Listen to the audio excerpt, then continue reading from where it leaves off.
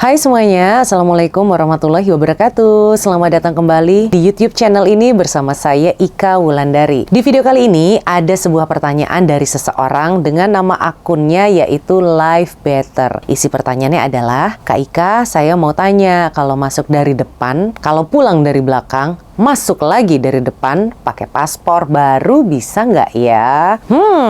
Depan, belakang. Ruwet ya urusannya.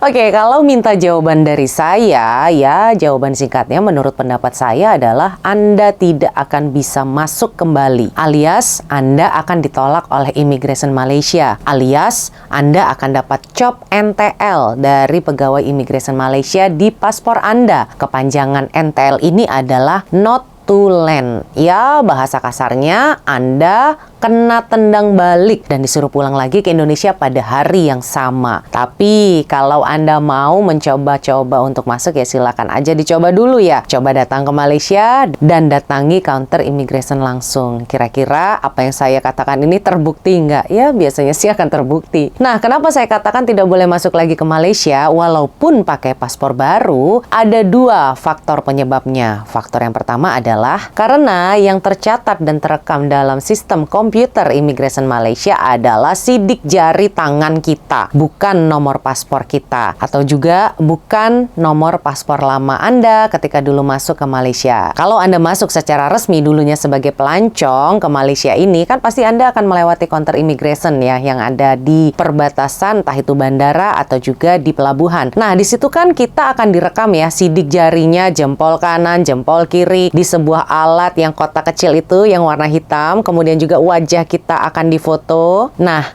jadi walaupun Anda sudah tukar pakai paspor baru sekalipun, jika sidik jari tangan kita ini tidak ditukar, sidik jari kita tetap sama seperti dulu ketika kita masuk ke Malaysia, maka ketika di-scan, seketika itu juga akan ketahuan bahwa Anda dulunya pernah masuk ke Malaysia dan di dalam sistem komputer itu, Anda itu masih ada di dalam Malaysia. Nah, kalau sekarang Anda masuk lagi lewat depan, tentunya akan ketahuan ya kalau kita dulunya keluar dari Malaysia itu secara ilegal melalui jalur belakang. Nah, faktor kedua penyebab Anda tidak akan bisa masuk secara resmi ke Malaysia lagi adalah Anda telah melakukan beberapa kesalahan pelanggaran hukum yang belum Anda selesaikan. Kesalahannya adalah Anda adalah seorang pati di Malaysia alias pendatang asing tanpa izin, yang mana jadi pati itu melanggar hukum. Lalu Anda berada di Malaysia tanpa ada izin ataupun ada izin kerja kalau kerja di sini dan Anda itu kerjanya secara ilegal alias tidak punya permit, itu pun